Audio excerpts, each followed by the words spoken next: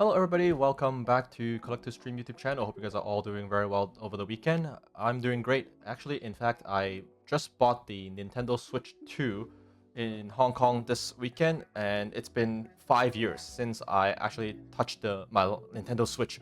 So with the release of the Pokemon Z2A, it got me back into the swing of things on playing mobile handheld games again. And this video, I'm gonna be talking about a quick preview slash a quick review from a collector's perspective on whether or not you should be putting some time and spending your hard-earned money and you're investing some time into this game. I honestly didn't see any reviews because right now at my age nowadays when I watch movies and when I play games, I like to go in kind of blind. I don't even like to watch trailers now when I go into the theater to see a movie. I used to go to like Rotten Tomatoes to check a movie and make sure like it's like a high score before I go in, but now I kind of just go with my gut feeling. So if there's like a cast that I really enjoy watching, or there's like a director that I really enjoy, then I'll just go in blind. And sometimes you get rewarded when it turns out to be a very good surprising movie. So same thing that I'm doing now for games and especially for PC gaming that I still do, and also I'm trying to get my time back into mobile gaming. So this video I'm gonna do a little bit of a switch up to the channel, because we're not only going to be talking about Pokemon cards, but we're going to be talking about Pokemon game. And I will try to get some b-roll of me playing the game, and then maybe later on we can switch the angles and I can talk to you guys more about how I feel initially. But I also want to talk about my quick impression on the Nintendo Switch, because now they have the 120 hertz quick refresh monitor, and it's leaps and bounds better than my last Switch, because the Switch came out back in like 2015 or 2016, so it's almost like a 10-year-old tech. And then now with this larger screen, the OLED display and 120 hertz, just like an iPhone Pro Max, it is just so much better when I play games on this screen. And maybe I can try to like move it around so you guys can see, but it'll be better if I just change it up for the B-roll. So now the game, it's like exceptionally fluid now when I play it, whereas when I was playing the Scarlet and Violet game, I actually have to be honest, I did not manage to finish it on the Nintendo Switch. I know some people, they play it on their emulator and they get a full 60 frame, but that is just not possible when you were gaming on the old Nintendo Switch, like the non-OLED model, and then it was like running like a slideshow and it was like chugging along at 20 frames per second. So then I got my Miraidon. I think it was able to like go up mountains. It was maybe able to go into water, because you gain additional skill set as you progress in the story. But I never finished it because the formula of the Pokemon gameplay, to be honest with you, was kind of, it felt stagnant. So when I jump into this game, it's actually a lot of fun, and I'll tell you guys more about it very shortly. But they kind of redesigned the entire gameplay and to kind of freshen it up. Plus, the hardware is a lot more smooth now, so I'm getting probably 60 frames per second, and it just makes, for me, a PC gamer, my desktop is a 5090, so like, yeah, I kind of had to set the bar pretty high. Like going from a 5090 to playing on a Switch, it's just not worth my time, Like I'm like I don't want to watch a slideshow, yeah. So it's amazing to be playing on a more powerful handheld now, yeah. So let's maybe go in and talk more about the gameplay, all right? And then one other thing I really like the Nintendo Switch is everything is just redesigned and well thought out. So you have all the new controller, it's just magnetic and you just clip it on like this. And then right away, you got the Nintendo Switch controller, and then I can start, playing it on the move, yeah. So now let's jump into some of the gameplay, and then we can talk more about this game. I honestly, like, life, it's pretty busy right now. So having time to play video games, especially as a dad, I'm sure some of your audience can relate. It is so tough to find time to play some video games, just like the good old days, like just like our summer holidays. Before, I will play games like Ultima Online and World of Warcraft and Counter-Strike. I'll play until like 7 in the morning, and then I'll call my friends out to go have like a drive-through McDonald's or go to a cha chan to have some breakfast. And then that was the life back then, but that was such a luxury, and now it's impossible to have prolonged gaming sessions. Yeah, so I want to give a review to let you guys know how I think of this game and whether or not it's worth your money and your time to invest, because these days this game, I'm guessing the main story is going to be around 30 hours. Anything less, I'll be a little bit underwhelmed. But if it's like 30 to 50 hours, and then once you hit 100%, and then there's still more to do, that'll be pretty good. Yeah, because like post game some of the Pokemon entries have been weak, but like Pokemon Gold and Silver, that was pretty good. I think, but then the Scarlet and Violet and Sword and Shield was kind of weak in the post game. Like after I beat Sword and Shield, there was nothing much left to do. Yeah, if you're from an offline perspective, because I don't have the luxury to go online, Nintendo online to play with other players. Yeah, I tried playing Pokemon battling multiplayer, and it takes like 45 minutes to 1 hour sometimes when you're at a stalemate. So I think that's a huge waste of my time. Yeah, so I just want to get right into the action. Okay, so let's have a look. Okay. Okay guys, welcome back. I think I got the setup down now, so you can see 60 frames per second, really fun. Let's get going. So I want to talk about how the graphics, some people are saying the graphics looks really bad. Maybe they're playing on the Switch, original Switch, but for me it is completely serviceable to play on the Switch 2. Everything like from the menu interface and everything is really just clean design, and I really enjoy the complete revamp of the game mechanics, because for years we've been playing the old turn-based strategy Pokemon game, but then now, as you can see, let me see if I can show you guys, they have zone now, like different zone to battle trainers, and they have zones to go in to catch Pokemon. Yeah, so let's go into this Wild Zone 3. Okay, let's walk in, and then you just go into, let me see if I can get in the zoom. Yeah, so you have on the bottom left, you have my starter is the Chikorita, and then you can get him to follow you. And let's go and take a look at attacking the Pikachus over here. So it's really nice for me to also play a video game again, because when we're talking about all these cards and slabs, they're just like if I go here, the Marshadow with that little Pikachu. I don't know if this card has Crash, yeah, but we just always talk about cards, so sometimes when you see the actual Pokemon that's animated, that is actually very cool for me to see. So let's try to have some gameplay. So you walk into here, and then you'll see some wild Pokemon, and before, when you get into a battle, they have to change screen, but now everything is just real time. If you withdraw the Pokemon, then the Pikachu will start attacking you. And then if you take too much Thunder Shock, so like they actually attack the trainer.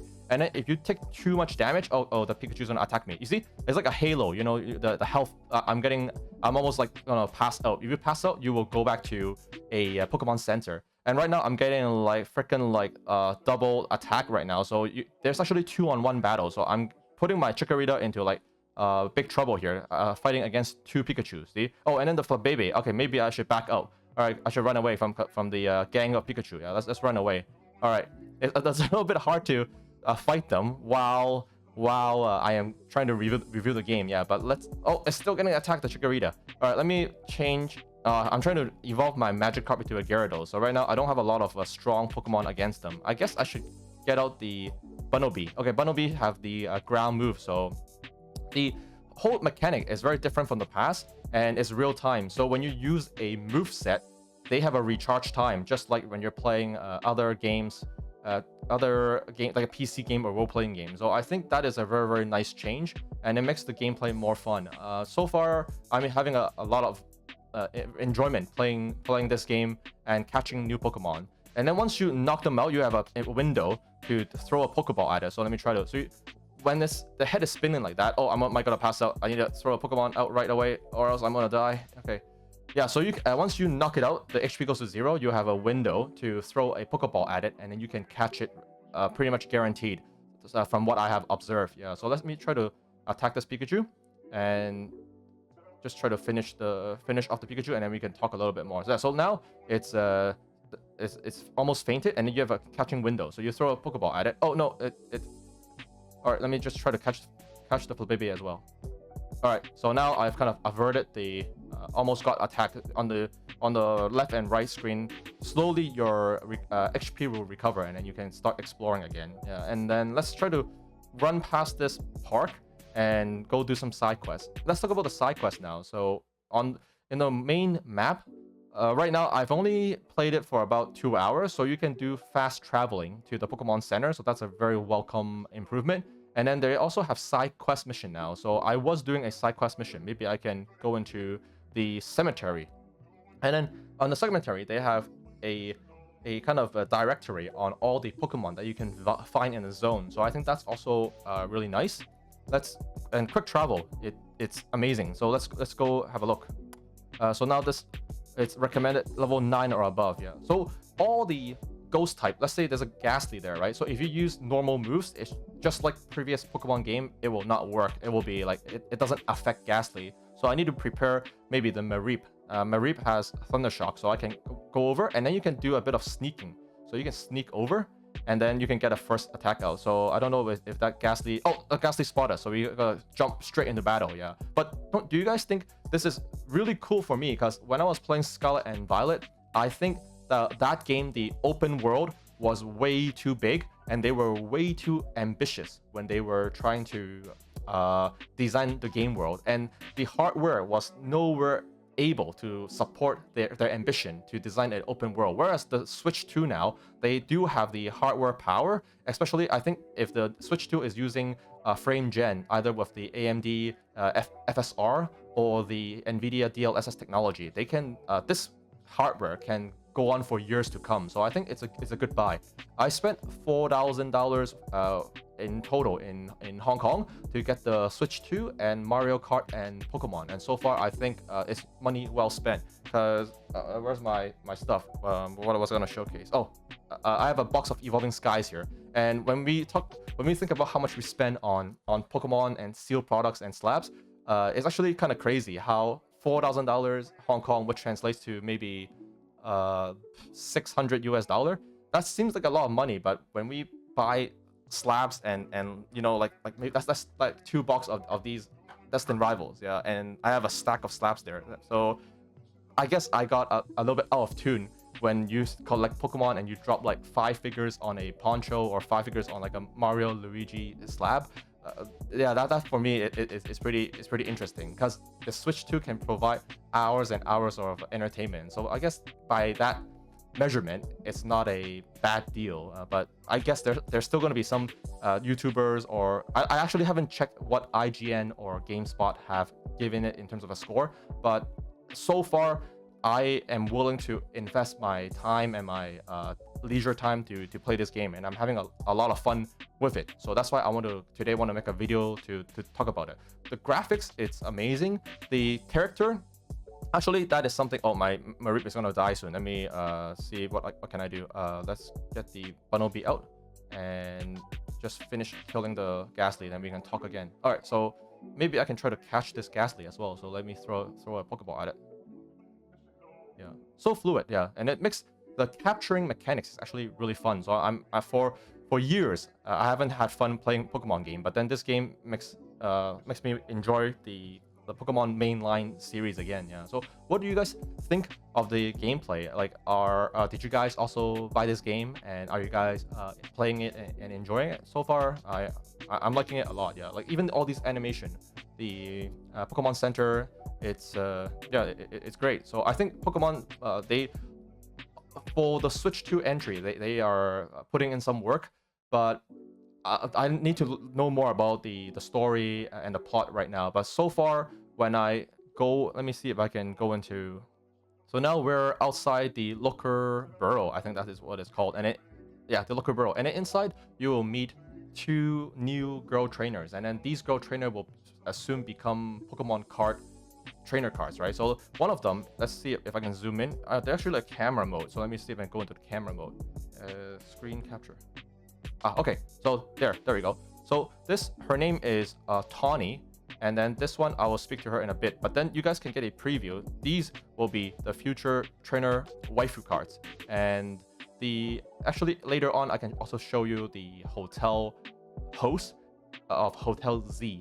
And some people might be wondering, just like myself, why did they call it ZNA? It's because you guys need to battle and push your way up from a rank Z trainer all the way to a rank A trainer. So far I've played about 2 hours, and I went from rank Z to a rank Y. So I guess as the story progresses and unfolds, eventually I'll make my way to like a rank A, and maybe post game I can hit like a rank S or something. Yeah, but I think the gameplay idea is a novelty, and it's creative. Yeah, so it ventures out from the traditional, we have 8 gyms, and then after you get the 8 badges, you go to Victory Road, and then you go fight the Elite Four, and then afterwards you go fight your fight the Gary, the final boss, right? And then you go into the Pokemon League Hall of Fame.